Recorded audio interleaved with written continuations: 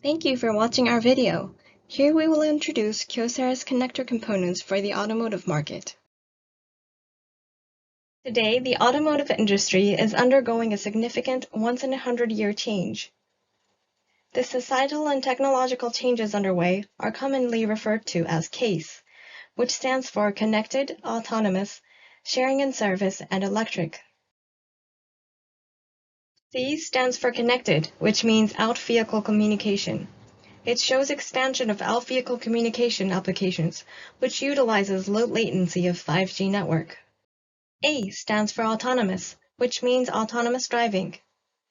Data processing is increasing towards fully automated Level 5 driving.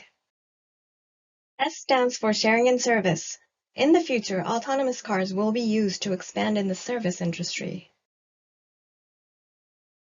Finally, E stands for Electric. In this phase, electrification will be accelerated by requirements for CO2 reduction. This will emphasize the significance of the vehicle's driving range and battery efficiency.